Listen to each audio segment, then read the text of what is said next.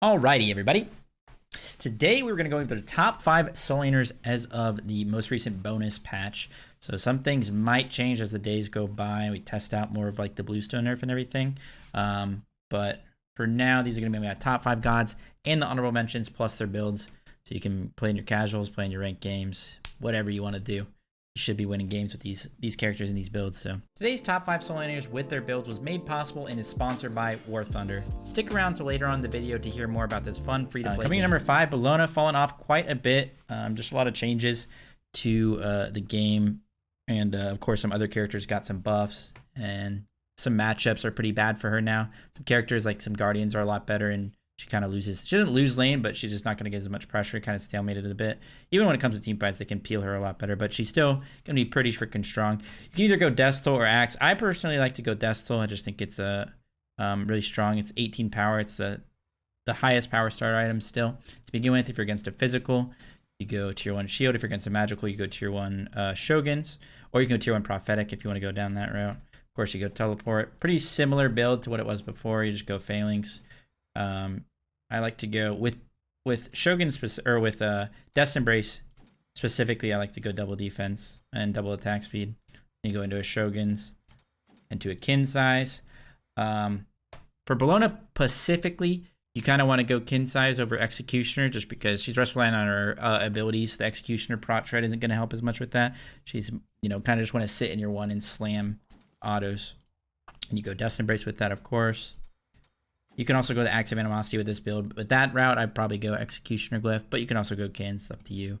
And then last item, whatever you really want. Binding's pretty good. Pridwin Glyph is also very strong on her. Right when you ult in, you'll proc it.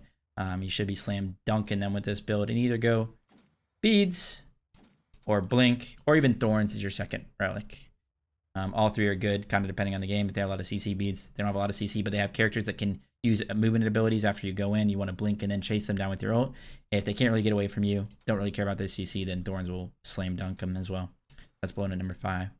It's about time we try out some tanks in a different video game. Let's take a moment to talk about the sponsor of today's video, War Thunder. War Thunder is the most comprehensive vehicle combat game ever made, and it's available for free right now on PC and console. Take command of over 2,500 tanks, planes, helicopters, and ships of 10 major nations, ranging from biplanes and armored cars of the 1920s to the fighter jets and main battle tanks of today. Immerse yourself in its combat, where incredibly detailed vehicles, realistic graphics, and authentic sound effects place you right at the helm at some of the most powerful war machines of our time. The game is really well optimized, so it doesn't require a NASA computer to run, and it works perfectly with just your regular old mouse and keyboard or controller. The customization is actually very in-depth, which is one of my favorite parts about the game. Also, the X-ray damage view is a really cool feature in the game because it gives you an in-depth look at how your vehicle is destroyed.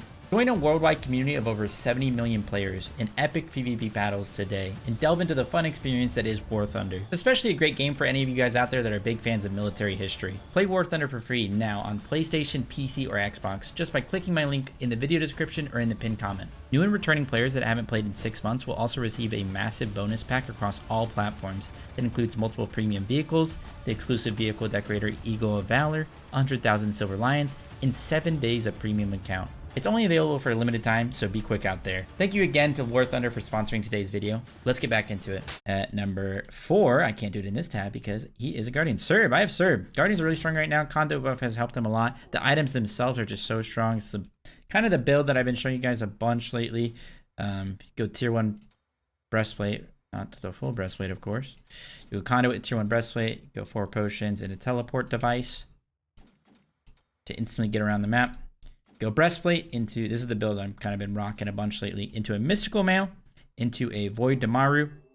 Now, you don't have to go void Damaru here. You can either go binding or Pridwin here if they don't have a lot of magical damage that you have to worry about. A lot of people are going like 4 fizz. That might teeter off a little bit here because less and less people are going to be playing physical mids because Bluestone and all the characters got nerfed like Marty and AMC and stuff like that. But this is the build. It's just so synergistic. All magical damage being done here. Void Damaru Prot Shred is helping with mystical Pridwin. Your conduit increases. Your gem of focus increases. Are going to make all of this damage hit even harder. You can one-shot people with just 1 round of abilities in this build when you're a full tank, which is just crazy. Absolutely crazy. And you go buying last item for even more Prot Shred, especially on Serb. Even to their tanks, you're going to be shredding so much of their prots. They're going to be getting hit very hard. Some other items that you can consider if they have a lot of auto attack damage, you go Guardian. Contagion is also kind of synergistic with this build. Not kind of, very synergistic with this build. They have a lot of CC. You need some anti-heal. You can go that. Of course, Serb already has some.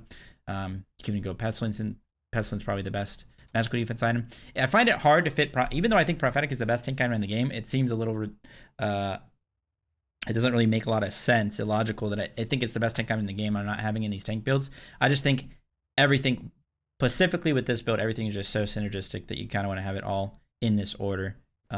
Just pops off really hard, especially with Mystical. Helps you PvE very much, so yeah.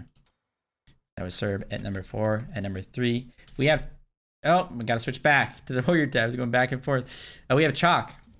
Chalk is, they did nerf Bluestone today, which hurts him a little bit, but he's one of these warriors that can go any of the starter items. He can go Axe, you can go Rangers if you want. You can go Sigil, you can go Bluestone, you can go Tainted. He worked with all of them because of the passive. He doesn't really have to worry about mana, and he has a ton of sustain through his 3, so he can be very greedy in lane. Plus, he doesn't really lose any lane. I still think you should go Bluestone on him. I like to go Tier 1 Scepter to start the game.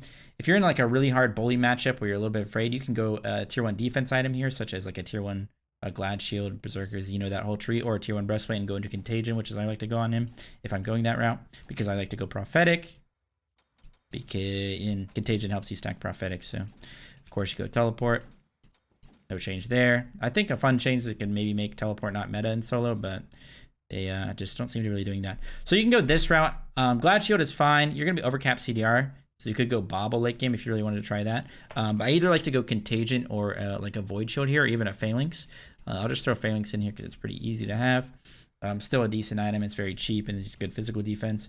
And you usually go a Binding here into a Pridwin Glyph. If they have any shield reduction items like Envenom Executioner, you probably shouldn't go blue Pridwin. Still fine. Definitely good with Chalk when you're full build and you get your 2. But red Pridwin's also nice. Does a lot of damage. And of course, you can combo that with Redstone. You can combo blue with that. Blue Pridwin with Redstone. And you'll get a huge shield. And yeah, it's a pretty freaking sick build. Some other items to consider. Midgarden, of course, combos well with your 3. Your attack speed slows. And then if you need some more magical defense in this build, you don't have a dedicated magical defense item, even though you have 3 items that are giving you a bunch. Your 2 gives you a bunch of protections. This is going to give you a bunch of protections.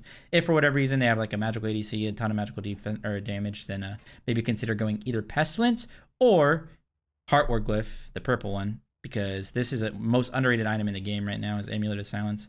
Actually insane how much this can do in a team fight. So many silences. And it's still bugged, by the way. Your teammates are still stacking it, so maybe it's just not even a bug at this point. So yeah, that's Chalk at number 3.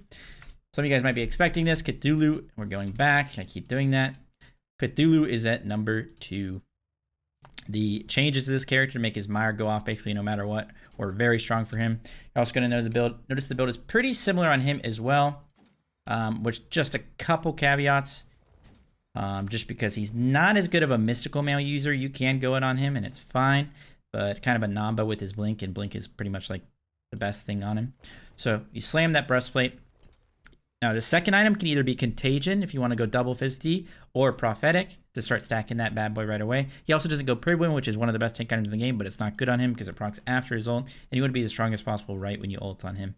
So usually what I do is something like a Binding right here. You go that route into a Void Damaru, wherever this item is. There it is. And then at this point, you'll be able to get a Conduit upgrade. Gem of Focus. And the situational last item. A lot of times it's going to be Midgardian because you are going to get kind of gunned down by their ADCs and their auto attackers because Kin Size shreds you, so you want to have something to deal with that. So Midgardian will help a lot. You can go Mystical. You can go in that second slot, like I said. You can go Contagion in that second slot. I'll just throw those down here.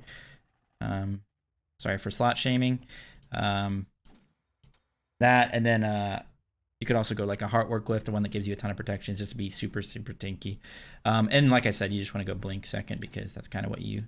It's kind of like the whole point of this character in a team fight. It's Blink 1, ult, and just try, basically run at them. And of course, with Conduit upgrade, Void Armor plus Binding Shred, and just your base damage. Even if you're not in your ult, like this character is still pretty useful in team fights with getting his 2s off, since it's a lot more consistent. So... And that would be the build for Cthulhu at number 2. Before we get to number 1, I like to go over the honorable mentions. Some honorable mentions we have today that I don't have to switch the tab for. Sobek, Guardians in general, I think are pretty strong right now. I feel like you could the reason you don't see me playing this character, or a lot of people, is just because he's boring. But if you find this character fun, then it should be very easy for you to get away with him because the Guardian build is just so strong. in general, and you can't really lose lane in this character. So you definitely want to go Mystical Mail on him. It's going to help him PvE a lot better. Sobek's really not that great at that. But basically everything else is going to be the same with that Void Tomorrow, that Pridwin Glyph, that Conduit upgrade into Gem of Focus always, and of course Binding for even more shred. You're going to be doing a ton of damage with this build. Very tanky. Sobek is very similar, especially if you can get your ult on them. You can kill their squishies in one round of abilities. Doesn't matter that there isn't power on tank items anymore. Tank items are so strong right now. This build is absolutely insane, and you can literally just solo people on your own. Not going to throw the other extra items in there. You guys know what those are. It's basically the same as all the other ones. And most of the time, you're going to go Blink second, because Blink plucking on Sobek is very good to put people out of position and get to their backline. But, you know, you can't really go wrong with the Thorns as well and kind of just running at them. Thorns, of course, going to be increased damage from Gem of Focus, the Pen from all the other items as well, and Pridwin, of course. So, yeah, that's Sobek. Some Resident Sleeper Sobek, but I got to mention it. And Guan, I also think Guan's actually not too bad now. So I'll throw him in the honorable mention. The buff to his heal is pretty nice. Some of the other the other warriors coming down a bit in the meta, plus Guardians coming in. You know, you could be a little bit more greedy and play like a character like Guan and be maybe more useful in the team fights when it comes to like peeling for your team and stuff like that. So yeah, you can go Bluestone on him. He's another character that can kind of get away with some other starters. Most of the time it's going to be Bluestone, although Axe is probably cozy as well. If you're against a physical, we like to go Breastplate, first item. CDR, very important on Guan, especially without a warrior passive anymore. So go Teleport, Breastplate. You can go a lot of different routes on him. I think there's a lot of different Bible builds on him. I like Mystical Mail. Allows you to be a little bit aggressive, keeps your passive stack, which is nice. One of the few characters I'd still go Genji's on just for that full CDR. You could consider even going Bobble on this character. But in general, Bobble is just more of a fun item. I actually don't think it's really that meta. You could also go down this route and go Prophetic here into Genji's, which is pretty nice. I just think, you know, Prophetic's obviously very strong. Mystical Mail is going to help you stack that as well.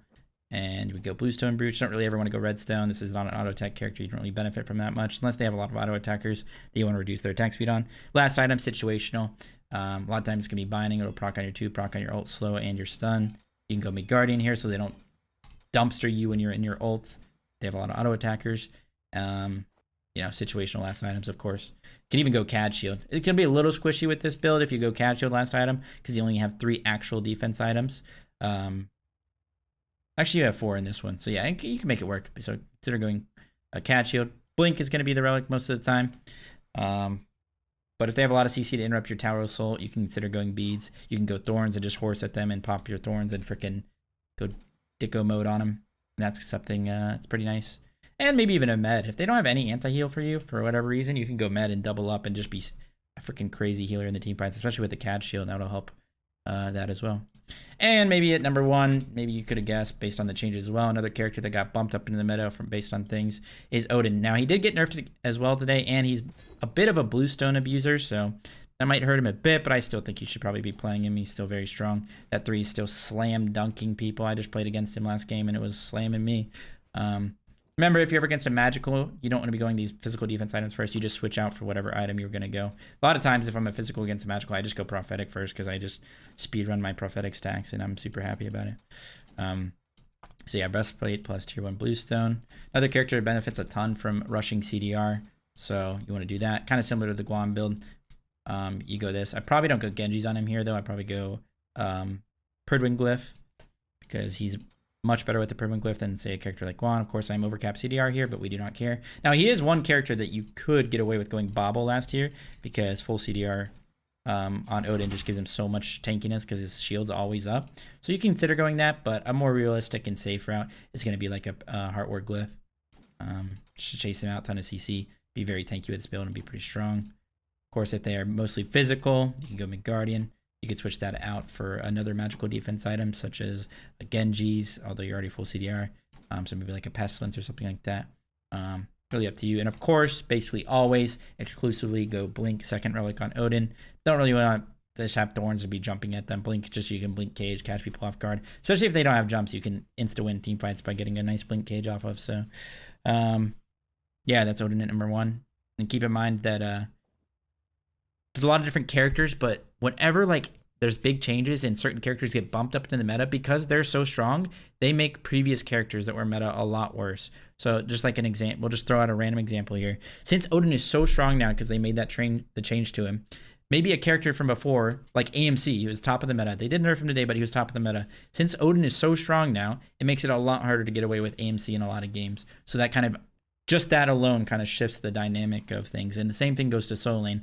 Auto attack warriors were super strong before. They nerfed some of the items. Other characters got better. Now characters like Cthulhu, Sobek, Cerberus can really bully and survive those lanes without getting owned. Because like other warriors would have to walk up to the wave, they would get owned in auto attack range. Whereas like these guardians can keep their distance, kind of stalemate the lane, and it makes those characters worse. So there's stuff like that happens all the time. So kind of shifts the lane a bit. Of course, I haven't been spamming too much rank lately, and there's no competitive, so you can take some of this knowledge and this information with a grain of salt.